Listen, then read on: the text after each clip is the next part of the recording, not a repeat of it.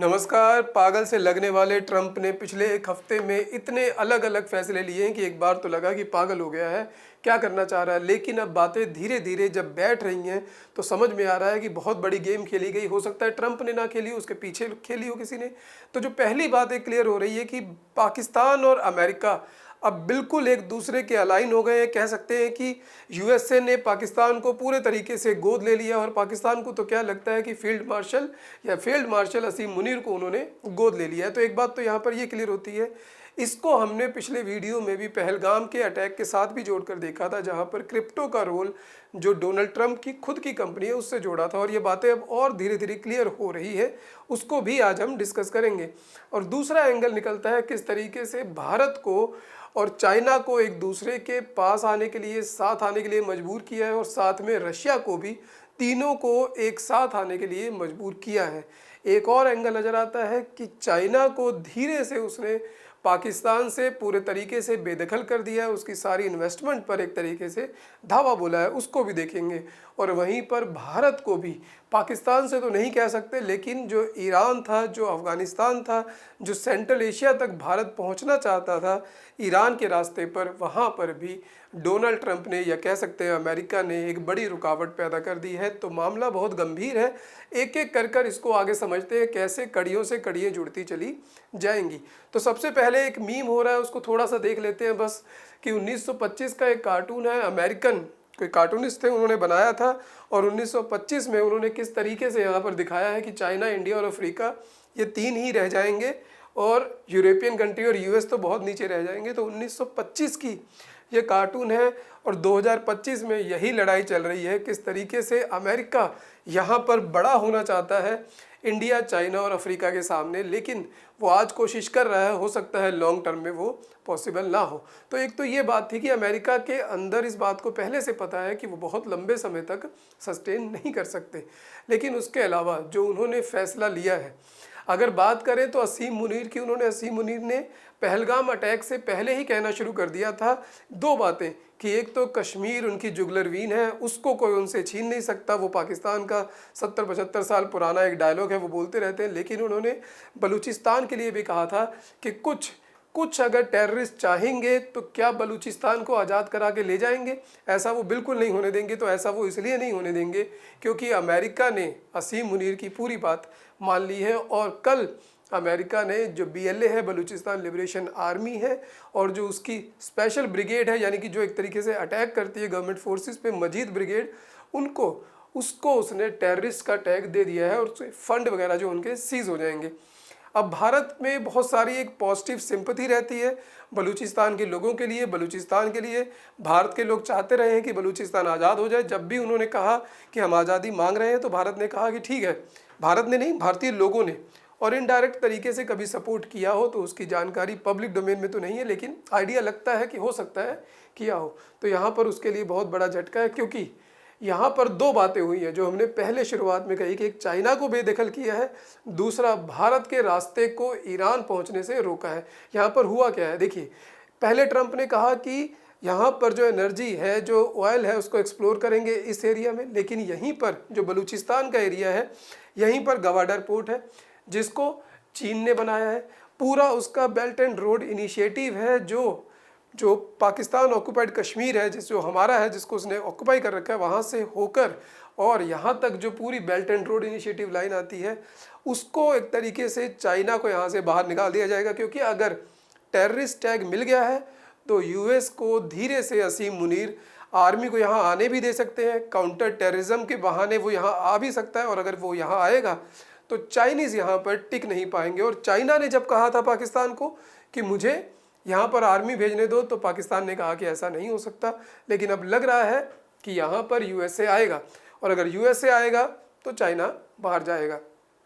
China की तो बहुत पुरानी दोस्ती है, चाइना के साथ तो पाकिस्तान ने बहुत लंबा याराना निभाया है। उसका सारा जो हथियार है लगभग 90% के आसपास चाइनीज़ है, लेकिन हथियार है, चाइना की मदद की है। भारत का एक खास हिस्सा सेक्शम वैली, जो कि ऑक्युपाइड पाकिस्तान के पास चला गया था, उसने 1963 में ये भी चाइना को दे दिया है। यहीं से वो हाईवे निकला है। लेकिन जब कर्जा इतना लिया है अपने दोस्त से, और वो कर्जा नहीं चुका पा रहे, अब कोई और चुकाने के लिए आ गया है, तो पाकिस्तान ने फट से दोस्त बदल लिया और अमेरिका को दोस्त चाहिए था।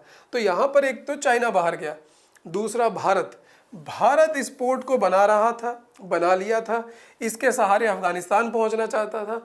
और अगर यहाँ पर अब अमेरिका आएगा और यहाँ पर अगर उसकी नेवल शिप को आने का मौका मिल जाएगा तो भारत यहाँ से जा नहीं सकता। तो भारत का जो सपना था चाबहार पोर्ट से सेंट्रल एशिया पहुँचने का, अफगानिस्तान पहुँचने का, वो भी यहाँ पर यूएसए ने एक तरीके से उस पर भी रोक लगा दी है। तो कई सारे जो काम है डोनाल्ड ट्रंप या कह सकते हैं अमेरिका एक साथ कर रहे हैं, क्योंकि उसके मकसद है, क्योंकि वो अब यहाँ पर बहुत अपने आप को कमज़ोर फील कर रहा था। अगर चाइना, भारत और रशिया बहुत तेज़ी से राइज करते हैं, वो भी कारण देखेंगे, ट्रेड का भी एंगल वहाँ पर जोड़ेंगे। तो यहाँ पर हम देख सकते हैं किस तरीके से असीम मुनीर और डोनाल्ड ट्रंप दोनों मिलकर बहुत यहाँ पर खतरनाक खेल रहे हैं। ये ऐसा भी लग रहा है इन सारी बातों को देखते हुए कि पहलगाम अटैक केवल क्रिप्टो या पैसे का नहीं था, उसके पीछे स्ट्रेटजिक कारण भी था कि कैसे भारत को उकसाया जाए, कैसे फिर पाकिस्तान की मदद के लिए ट्रंप आए और कैसे फिर ट्रंप ये मजबूर करें कि भारत उनकी सारी शर्तों को मान ले, और कैसे अगर भारत ना माने तो यहाँ पर पाकिस्तान को वो और गोद में लेते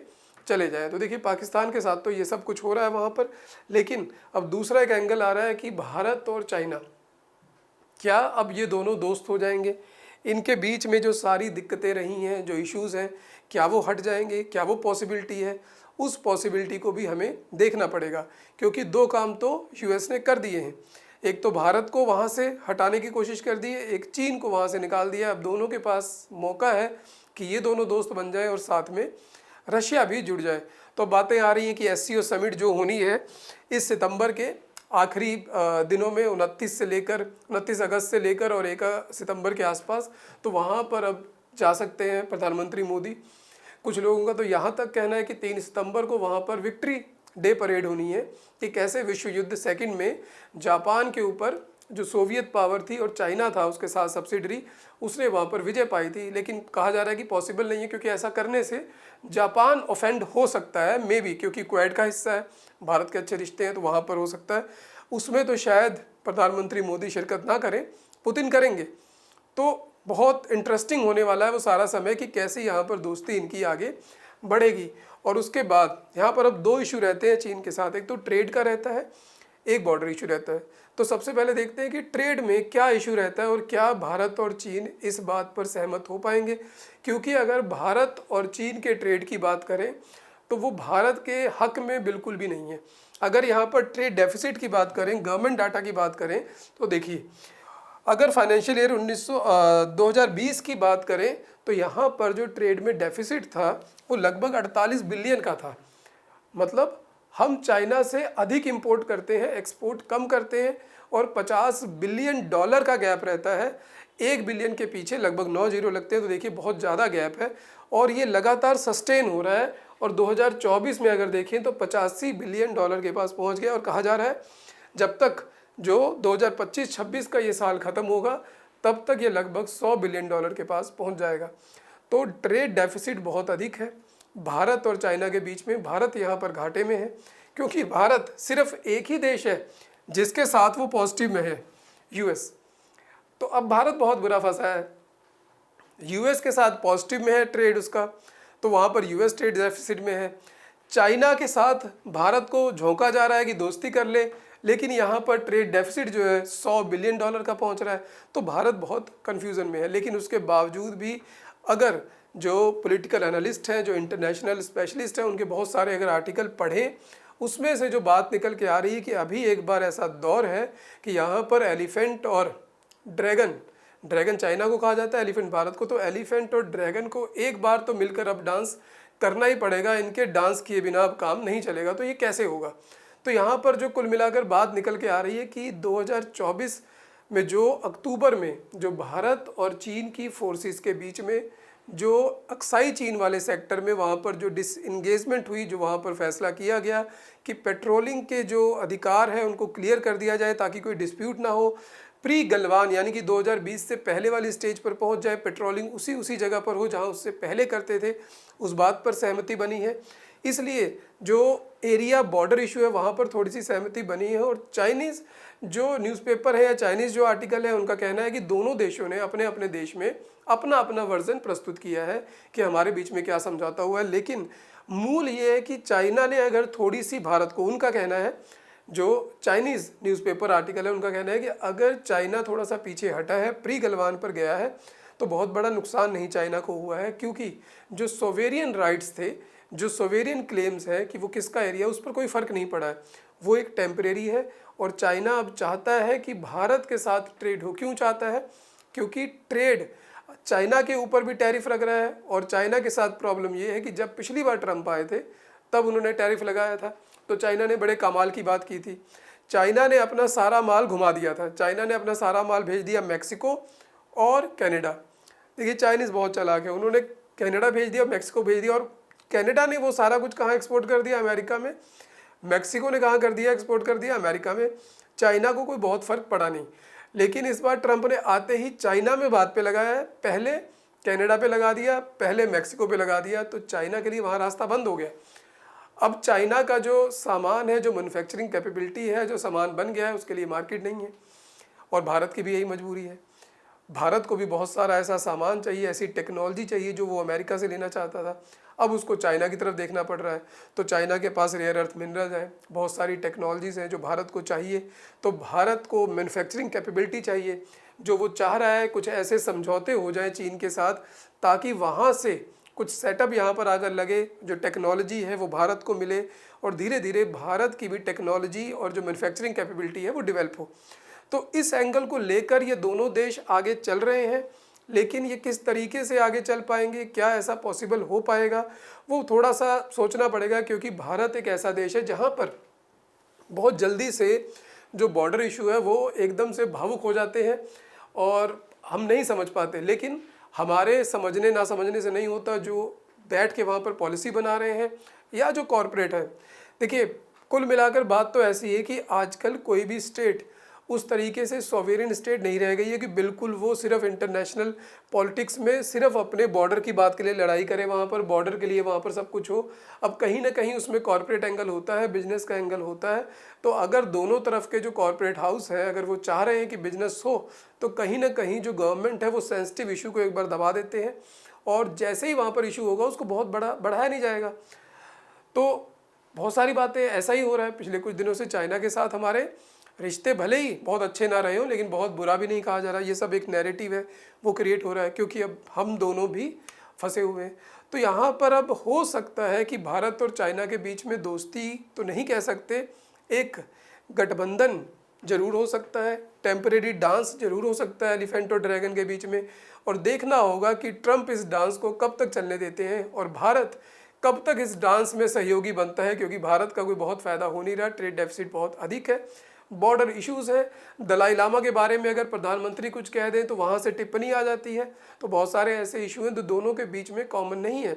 लेकिन फिर से अगर हम बात करें 1925 के उस कार्टून की, जो अमेरिका में उन्होंने जो कार्टूनिस्ट उन्होंने बनाया था, तो चाइना, भारत और अफ्रीका, तो अगर ये तीनों आज भी किसी तरीके से साथ आ जाते हैं तो आज भी अमेरिका के पास बिजनेस में मुकाबला करने की हिम्मत नहीं बचेगी, बाज़ार नहीं मिलेगा, और बाज़ार नहीं मिलेगा तो धीरे धीरे इकोनॉमिक कैपेबिलिटी वहाँ पर गिरेगी।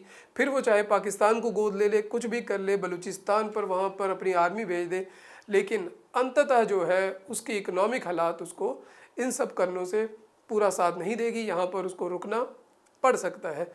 तो ये बहुत ही कॉम्प्लिकेटेड इशू था तीनों का। इसमें रशिया की तो हमने अभी बात ही नहीं की, क्योंकि उसको लेकर आएंगे तो एंगल और बहुत सारे निकलेंगे। तो जो आज फोकस था कि भारत और चीन की दोस्ती, अमेरिका और पाकिस्तान की दोस्ती, और कैसे अमेरिका पाकिस्तान की दोस्ती के द्वारा चीन और भारत को भी साध रहा है, ईरान को भी साधने की कोशिश है। अगर वो बलूचिस्तान में वहाँ पहुँच जाएगा तो ईरान जो न्यूक्लियर रिएक्टर तमाम तरह की बातें करता है, वो इधर से एक वेस्टर्न बॉर्डर भी उसका जो है वो ईस्टर्न बॉर्डर भी वहाँ पर खुल जाएगा अफ़गानिस्तान के लिए, यूएसए के लिए, और फिर वहाँ से वो कुछ भी कर सकता है। तो बड़ी कॉम्प्लिकेटेड सिचुएशन बन रही है। देखना पड़ेगा क्या होता है। ये भी देखना पड़ेगा जो अलास्का समिट होने वाली है, वहाँ पर यूक्रेन और रशिया वाला जो युद्ध है उसको लेकर क्या स्थिति बनती है। तो आज का वीडियो आपको कैसा लगा, इसके जो आपके अपने विचार हैं उसको ज़रूर करें, कमेंट करें, लाइक करें, शेयर करें और सब्सक्राइब तो ज़रूर ही करें। और ऐसे ही इम्पोर्टेंट वीडियो के साथ मिलते रहेंगे। धन्यवाद दोस्तों।